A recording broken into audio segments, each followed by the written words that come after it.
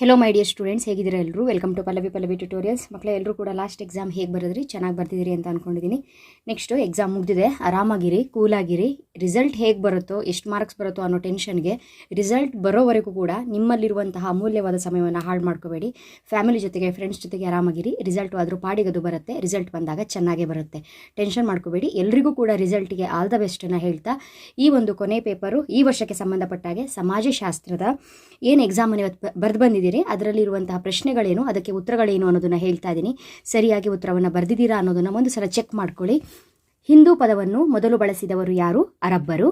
ಭಾರತದಲ್ಲಿ ಅಂತರ್ಜಾತಿ ವಿವಾಹಕ್ಕೆ ಕಾನೂನಿನ ಮಾನ್ಯತೆ ನೀಡಿದ ಮೊದಲ ಕಾನೂನು. ಇಲ್ಲಿ ಸ್ವಲ್ಪ ಕನ್ಫ್ಯೂಸ್ ಆಗ್ಬೋದು ನಿಮಗೆ. ಹಿಂದೂ ವಿವಾಹ ಕಾಯ್ದೆ ಅಲ್ಲ, ಕಾರಣ ಇದು ಮಹಿಳೆಯರ ರಕ್ಷಣೆಗಾಗಿ ಇರುವಂತಹ ಒಂದು ಕಾಯ್ದೆ. ಹಾಗಾಗಿ ಹಿಂದೂ ವಿಧವಾ ಪುನರ್ವಿವಾಹ ಕಾಯ್ದೆ ಅಲ್ಲ, ಇಲ್ಲಿ ಕೇಳಿರುವಂತಹ ಅಂತರ್ಜಾತಿ. ಹಾಗಾಗಿ ವಿಶೇಷ ವಿವಾಹ ಕಾಯ್ದೆ 1872 ಸರಿಯಾದ ಉತ್ತರ. ಸೂಕ್ಷ್ಮ ಹಣಕಾಸು ಎಂಬ ಪರಿಕಲ್ಪನೆಯನ್ನು ಮೊದಲು ಪರಿಚಯಿಸಿದವರು ಯಾರು ಅಂತ ಹೇಳಿದ್ರೆ ಮೊಹಮ್ಮದ್ ಯೂನಸ್. ಭಾರತದಲ್ಲಿ ಪಂಚಾಯತ್ ರಾಜ್ ವ್ಯವಸ್ಥೆಯನ್ನು ಅಳವಡಿಸಿಕೊಂಡ ಪ್ರಥಮ ರಾಜ್ಯಗಳು ಆಂಧ್ರ ಪ್ರದೇಶ ಮತ್ತು ರಾಜಸ್ಥಾನ. ಹಾಗೂ 5ನೇ ಪ್ರಶ್ನೆ, ಒಂದು ಜಾತಿ ಒಂದು ಧರ್ಮ ಒಬ್ಬನೇ ದೇವರು ಎಂಬ ಧ್ಯೇಯ ವಾಕ್ಯದ ಪ್ರತಿಪಾದಕರು ಯಾರು ಅಂದ್ರೆ ಶ್ರೀನಾರಾಯಣ ಗುರು. ನೆಕ್ಸ್ಟು ಬಿಟ್ಟ ಸ್ಥಳ ಪ್ರಶ್ನೆಗಳು. ಈಸಿಯಾಗಿತ್ತು, ಸ್ವಲ್ಪ ಯೋಚನೆ ಮಾಡಿ ಬರಿಬೇಕಿತ್ತು ಅಷ್ಟೇ. ಜನಸಂಖ್ಯಾಶಾಸ್ತ್ರ ಪದವನ್ನು ಪರಿಚಯ ಮಾಡಿದವರು ಯಾರು? ಅಚಿಲ್ ಗಿಲಿಯಾರ್ಡ್. ಆದಿವಾಸಿ ಪಂಚಶೀಲ ತತ್ವದ ಪ್ರತಿಪಾದಕರು ಯಾರು? ಜವಾಹರಲಾಲ್ ನೆಹರು. ಮಾಧ್ಯಮ ದೊರೆ ಎಂದು ಪ್ರಖ್ಯಾತರಾದವರು ಯಾರು? ರೂಪರ್ಟ್ ಮರ್ಡೋಕ್. ನೆಕ್ಸ್ಟು ಸತ್ಯಶೋಧಕ ಸಮಾಜವನ್ನು ಸ್ಥಾಪನೆ ಮಾಡಿದವರು ಯಾರು? ಜ್ಯೋತಿಬಾ ಫುಲೆ. ವಿದ್ಯುನ್ಮಾನ ಮಾಧ್ಯಮವು ಕೃತಕ ನೈಜತೆಯನ್ನು ಸೃಷ್ಟಿಸಿದೆ ಎಂದು ಕರೆದವರು ಯಾರು?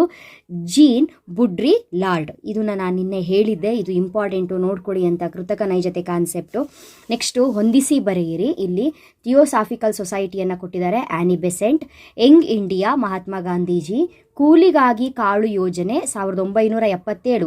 ನಿಮ್ಮ ಒಂದು ಮಾದರಿ ಪ್ರಶ್ನೆ ಪತ್ರಿಕೆಗೆ ಮತ್ತು ಉಳಿದಂಥ ಪ್ರಶ್ನೆ ಪತ್ರಿಕೆಗಳಿಗೆ ನಾನು ಹೊಂದಿಸಿ ಬರೆಯಿರಿ ಪ್ರಶ್ನೆಗಳನ್ನ ಕೊಡುವಾಗ ಒಂದು ಪ್ರಶ್ನೆ ಪತ್ರಿಕೆಯಲ್ಲಿ ಕೇವಲ ವರ್ಷಗಳಿಗೆ ಸಂಬಂಧಪಟ್ಟಿರುವಂತಹ ಏನೇನು ಚಟುವಟಿಕೆ ನಡೆದಿತ್ತು ಅದು ಮಾತ್ರ ಇತ್ತು.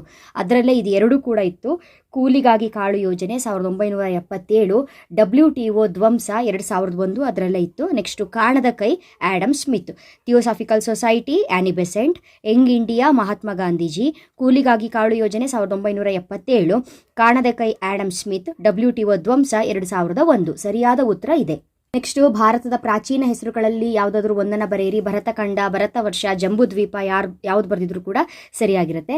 ಕರ್ಣವನ್ ನಾನು ನಿನ್ನೆ ಹೇಳಿದ್ದೆ, ಎಲ್ಲ ಒಂದು ಅಂಕದ ಪ್ರಶ್ನೆಗಳನ್ನ ಕೊಡುವಾಗ ಅವಿಭಕ್ತ ಕುಟುಂಬದಲ್ಲಿ ಕರ್ಣವನ್ ಕೂಡ ನೋಡ್ಕೊಳ್ಳಿ ಅಂತ ಹೇಳಿದ್ದೆ.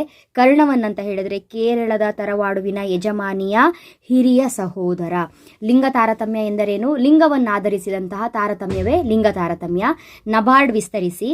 ಕೃಷಿ ಮತ್ತು ಗ್ರಾಮೀಣ ಅಭಿವೃದ್ಧಿ ರಾಷ್ಟ್ರೀಯ ಬ್ಯಾಂಕ್. ಸಾಮಾಜಿಕ ಚಳುವಳಿ ಎಂದರೆ ಇದು ಕೂಡ ನಿನ್ನೆ ಕೊಟ್ಟಿದ್ದೀನಿ, ಒಂದು ಅಂಕದ ಪ್ರಶ್ನೆ. ಸಾಮೂಹಿಕ ಪ್ರಯತ್ನದ ಮೂಲಕ ಹೊಸ ಸಾಮಾಜಿಕ ವ್ಯವಸ್ಥೆಯನ್ನು ಸ್ಥಾಪಿಸುವ ಕ್ರಮವನ್ನು ಸಾಮಾಜಿಕ ಚಳುವಳಿ ಎನ್ನುವರು. ನೆಕ್ಸ್ಟು ಭಾಗ ಬಿ ಯಲ್ಲಿ ಕೇಳಿರುವಂತಹ 2 ಅಂಕದ ಪ್ರಶ್ನೆಗಳು. ಭಾರತದ 2 ಧಾರ್ಮಿಕ ಸಮೂಹಗಳನ್ನು ಹೆಸರಿಸಿ. ಇದು ಹೋದ ವರ್ಷ ನಿಮ್ಮ ಆನ್ಯುವಲ್ ಎಕ್ಸಾಮಿಗೆ 1 ಅಂಕಕ್ಕೆ ಪ್ರಶ್ನೆಯನ್ನು ಕೇಳಿದ್ರು. ಅವಾಗ ನಾನು 2 ಹೆಸರನ್ನು ಹೇಳಿದ್ದೆ, 2 ಅಂಕಕ್ಕೆ ಕೇಳಬಹುದು ಅಂತ. ಹಿಂದೂ ಮತ್ತೆ ಕ್ರೈಸ್ತರು, ಜೈನ, ಬೌದ್ಧ, ಯಾವುದಾದ್ರೂ 2 ಬರಿಬಹುದು. ಕರ್ನಾಟಕದ 2 ಪರಿಶಿಷ್ಟ ಜಾತಿಗಳು, ಇದು ಕೂಡ ಹೇಳಿದ್ದೆ ಮಕ್ಕಳೇ, ಲಂಬಾಣಿ ಮತ್ತು ಬೋವಿ. ಮಹಿಳಾ ಸಬಲೀಕರಣಕ್ಕೆ ಕಾರಣವಾದ ಮಹಿಳಾ ಸಬಲೀಕರಣದ ಕಾರ್ಯತಂತ್ರಗಳನ್ನ ನೋಡ್ಕೊಳ್ಳಿ ಅಂತ ಹೇಳಿದ್ದಾಗಿತ್ತು 5 ಅಂಕಕ್ಕೆ. ಅದರಲ್ಲಿ ಒಂದಿಷ್ಟು ತಂತ್ರಗಳು ಬರುತ್ತೆ. ಅದರಲ್ಲಿ ಕಾನೂನಾತ್ಮಕ ತಂತ್ರಗಳು ಅಂತ ಹೇಳಿದ್ರೆ ಕೇವಲ ಕಾನೂನಿಗೆ ಸಂಬಂಧಪಟ್ಟಿದ್ದು. ಅಲ್ಲಿ ಯಾವುದಾದ್ರೂ ಕಾಯ್ದೆಗಳನ್ನ ನೀವು ಬರೀಬಹುದಿತ್ತು. ಹಿಂದೂ ವಿವಾಹ ಕಾಯ್ದೆ 1955, ವರದಕ್ಷಿಣೆ ನಿಷೇಧ ಕಾಯ್ದೆ 1984 ನಾನು ಬರೆದಿದ್ದೀನಿ. ಟೋಟಲ್ ಆಗಿ 5 ರಿಂದ 6 ಕಾಯ್ದೆಗಳಿದೆ. ಯಾವ್ದು ಬರೆದ್ರೂ ಕೂಡ ಸರಿಯಾದ ಉತ್ತರ ಆಗಿರುತ್ತೆ. ಭಾರತೀಯ ಗ್ರಾಮಗಳ 2 ಲಕ್ಷಣಗಳನ್ನು ತಿಳಿಸಿ. ಗಾತ್ರದಲ್ಲಿ ಚಿಕ್ಕವು, ಸಾಮಾಜಿಕ ಸಮೈಕ್ಯತೆ. ನೆಕ್ಸ್ಟು ಈ ಒಂದು ಪ್ರಶ್ನೆಯನ್ನು ಹೇಳಿದ್ದೆ ನಾನು, ಬೋರ್ಡ್ ಟಾಕ್ಸ್ ಪ್ರಕಾರದ ಸಾಮಾಜಿಕ ಚಳುವಳಿಯ ಪ್ರಮುಖ ಅಂಶಗಳು: ವಿಷಯನಿಷ್ಠತೆ, ಆದರ್ಶವಾದ. ಪ್ರಸ್ತುತ ಭಾರತದಲ್ಲಿನ 2 ಮಹಿಳಾ ಸಮಸ್ಯೆಗಳು. ಈಗ ಪ್ರಸ್ತುತ ಭಾರತದಲ್ಲಿ ಬರೆಯುವಂಥದ್ದು, ಹಾಗಾಗಿ ಯಾವ್ದು ಬರೆದ್ರೂ ಕೂಡ ನಡೆಯುತ್ತೆ. ಅಪೌಷ್ಟಿಕತೆ ಬರೆದಿದ್ದೀನಿ, ಅನಾರೋಗ್ಯ, ಬಡತನ, ಹಿಂಸಾಚಾರ. ಪಾಶ್ಚಾತ್ಯೀಕರಣವನ್ನು ವ್ಯಾಖ್ಯಾನಿಸಿ ಅಂತ ಇದೆ. ಸೊ MN ಶ್ರೀನಿವಾಸ್ ರವರ ಪ್ರಕಾರ ಪಾಶ್ಚಿಮಾತ್ಯೀಕರಣವು ಸಾಮಾನ್ಯವಾಗಿ ಬ್ರಿಟಿಷ್ ಆಳ್ವಿಕೆಯ ಪ್ರಭಾವದಿಂದ ಭಾರತದ ಸಾಮಾಜಿಕ ಸಂರಚನೆಯಲ್ಲಿ ಸಂಭವಿಸಿರುವ ಪರಿವರ್ತನೆಗಳನ್ನು ಸೂಚಿಸುತ್ತದೆ. ನೆಕ್ಸ್ಟು ಭಾಗ ಸಿ ಯಲ್ಲಿ ಕೇಳಿರುವಂಥ ಪ್ರಶ್ನೆಗಳು. ರಾಷ್ಟ್ರೀಯ ಭಾವೈಕ್ಯತೆಯನ್ನು ಬಲಪಡಿಸಲು ಡಾಕ್ಟರ್ ಸಂಪೂರ್ಣಾನಂದ ಸಮಿತಿಯ ಶಿಫಾರಸುಗಳನ್ನು ವಿವರಿಸಿ.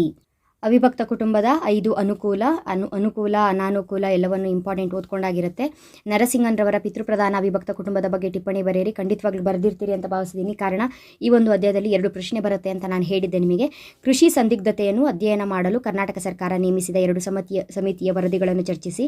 ಪ್ರಾಂತೀಯ ಮುದ್ರಣ ಮಾಧ್ಯಮದ ಇತ್ತೀಚಿನ ಬೆಳವಣಿಗೆಗಳನ್ನು ವಿಶ್ಲೇಷಿಸಿ. ವಿದ್ಯುನ್ಮಾನ ಮಾಧ್ಯಮ ಬರೆದಿರ್ತೀರಿ ಅಂತ ಅಂದ್ಕೊಂಡಿದ್ದೀನಿ. ನೆಕ್ಸ್ಟ್ ದೊರಾಯಿ ಆದಿವಾಸಿ ಮಾರುಕಟ್ಟೆ ಬಗ್ಗೆ ಕೇಳಿದರೆ, ಸ್ವಾತಂತ್ರ್ಯ ನಂತರದ ದಲಿತ ಚಳುವಳಿ ಬಗ್ಗೆ ಕೇಳಿದರೆ, ಕ್ಯಾಥಲಿನ್ ಗೌರವರ ರೈತ ಚಳುವಳಿ ಬಗ್ಗೆ ಕೇಳಿದರೆ, ಆಧುನೀಕರಣಕ್ಕೆ ಸಹಾಯಕವಾದ ಅಂಶಗಳನ್ನ ಕೇಳಿದರೆ. 10 ಅಂಕದ ಪ್ರಶ್ನೆಯಲ್ಲಿ ವೈವಿಧ್ಯತೆ ಎಂದರೇನು, ಭಾರತದ ವೈವಿಧ್ಯತೆಯ ಲಕ್ಷಣಗಳನ್ನು ವಿವರಿಸಿ ಕೇಳಿದರೆ. ಅದೇ ರೀತಿಯಾಗಿ ಭಾರತೀಯ ಗ್ರಾಮಗಳ ಕೃಷಿ ಮತ್ತು ಆರ್ಥಿಕ ಸಮಸ್ಯೆಗಳನ್ನ ನೀವು ಅಟೆಂಡ್ ಮಾಡಿರ್ತೀರಿ. ಇದೆರಡು ಪ್ರಶ್ನೆ ಅಂತ ಅಂದ್ಕೊಂಡಿದ್ದೀನಿ. ಸೊ ಇದಿಷ್ಟು ಕೂಡ ನಿಮ್ಮ ಇವತ್ತಿನ ಸಮಾಜಶಾಸ್ತ್ರ ಪೇಪರ್ ಏನಿದೆ ಅದರಲ್ಲಿರುವಂತಹ ಪ್ರಶ್ನೆಗೆ ಉತ್ತರಗಳು. ಹೋಪ್ಫುಲಿ ಎಲ್ಲರೂ ಕೂಡ ಎಕ್ಸಾಮ್ ಚೆನ್ನಾಗಿ ಬರೆದಿರ್ತೀರಿ ಅಂತ ಭಾವಿಸಿದ್ದೀನಿ. ಮುಂದಿನ ವೀಡಿಯೋಸ್ಗಳಲ್ಲಿ ಮತ್ತೆ ಸಿಗ್ತೀನಿ. ಇನ್ನು ಮುಂದಿನ ವರ್ಷ ನಿಮ್ಮ ಜೂನಿಯರ್ಸಿಗೆ ಸೆಕೆಂಡ್ ಇಯರ್ ಎಕ್ಸಾಮ್ ಪ್ರಿಪ್ರೇಷನ್ಸಿಗೆ ಸಿಗುವಂಥದ್ದು. ಅಲ್ಲಿವರೆಗೂ ಕೂಡ ಎವ್ರಿ ಡೇ ಕ್ಲಾಸಸ್ಗಳನ್ನ ನಾನು ಹಾಕ್ತಾ ಇರ್ತೀನಿ. ಸೊ ನನ್ನ ಸಬ್ಜೆಕ್ಟ್ ಒಂದು ಅಕೌಂಟೆನ್ಸಿ ಬಿಸ್ನೆಸ್ ಆಗಿರುತ್ತೆ. ಸೊ ಎಲ್ಲ ಸಬ್ಜೆಕ್ಟು ಕೂಡ ಒಂದು 11 ವರ್ಷ ಆಯಿತು ನಾನು ಈ ಫೀಲ್ಡಿಗೆ ಬಂದು, ಟೀಚಿಂಗ್ ಫೀಲ್ಡಿಗೆ. ಹಾಗಾಗಿ ಕೆಲವೊಂದು ವಿಚಾರಗಳ ಬಗ್ಗೆ ಗೊತ್ತಿರೋದ್ರಿಂದ ಇಂಥದ್ದು ಓದ್ಕೊಳ್ಳಿ ಅಂತ ಹೇಳ್ಕೊಂಡು ಮಕ್ಕಳಿಗೆ ನಾನು ಕೆಲವೊಂದು ಇನ್ಸ್ಟ್ರಕ್ಷನ್ಸ್ಗಳನ್ನ ಕೊಡ್ತಾ ಇರ್ತೀನಿ. ಸೊ ಅದು ಬಂದಿದೆ. ಎಕ್ಸಾಮ್ ಎಲ್ಲ ಈ ವರ್ಷ ತುಂಬಾ ಚೆನ್ನಾಗಾಗಿದೆ. ಕೊಟ್ಟಿರುವಂಥ ಎಲ್ಲ ಪ್ರಶ್ನೆಗಳು ಬಂದಿದೆ. ನನಗೂ ಕೂಡ ತುಂಬಾ ಖುಷಿ ಇದೆ. ಸೊ ಈಗ ನಿಮ್ಮ ಸೆಕೆಂಡ್ ಇಯರ್ ಮುಗೀತು. ನೆಕ್ಸ್ಟು ನಿಮ್ಮ ಜೂನಿಯರ್ಸ್ ಯಾರು ಇರ್ತಾರೆ ಅವರಿಗೆ ನೀವೇನಾದರೂ ಸೆಕೆಂಡ್ ಇಯರ್ಗೆ ನನ್ನ ಚಾನಲಿಂದ ಏನಾದರೂ ಕಲ್ತಿದ್ದೇ ಆಗಿದ್ರೆ ನಿಮ್ಮ ಜೂನಿಯರ್ಸಿಗೂ ಕೂಡ ಈ ಒಂದು ಚಾನಲ್ನ ರೆಫರ್ ಮಾಡಿ ಓದ್ಕೊಳ್ಳಿ. ಯಾಕಂತ ಹೇಳಿದ್ರೆ ಓದ್ಕೊಳ್ಬೇಕು ಮಕ್ಕಳು. ಅದರಲ್ಲೂ ಕೂಡ ಡೈರೆಕ್ಟಾಗಿ ಎಕ್ಸಾಮ್ ಕಟ್ಟಿರುವಂಥವ್ರು ಕನ್ನಡ ಮಾಧ್ಯಮದವರು ಈಸಿಯಾಗಿ ಉತ್ತಮ ಅಂಕಗಳನ್ನ ಪಡೆದುಕೊಳ್ಬೇಕು. ಅವರಿಗೆ ನೋಟ್ಸ್ ಇರೋದಿಲ್ಲ, ಸೋರ್ಸ್ ಇರೋದಿಲ್ಲ, ಕಷ್ಟ ಆಗುತ್ತೆ ಅನ್ನುವಂಥ ಕಾರಣಕ್ಕೆ ಮುಂದಿನ ವಿಡಿಯೋದಲ್ಲಿ ಸಿಗ್ತಾ ಇರ್ತೀನಿ. ಅಲ್ಲಿವರೆಗೂ ಕೂಡ ಚೆನ್ನಾಗಿರಿ. All the best. ಎಕ್ಸಾಮ್ ಚೆನ್ನಾಗಾಗಿದೆ ನಿಮ್ಮದು. ಒಳ್ಳೆ ರಿಸಲ್ಟ್ ಬರುತ್ತೆ. ಟೆನ್ಷನ್ ಮಾಡ್ಕೋಬೇಡಿ. ರಿಸಲ್ಟ್ ಬರೋವರೆಗೂ ಆಲ್ರೆಡಿ ಹೇಳಿದ್ನಲ್ಲ, ಟೆನ್ಷನ್ ಯಾವುದೇ ಕಾರಣಕ್ಕೂ ಮಾಡ್ಕೋಬೇಡಿ. ಕೂಲಾಗಿ ಆರಾಮಾಗಿರಿ. Thank you so much.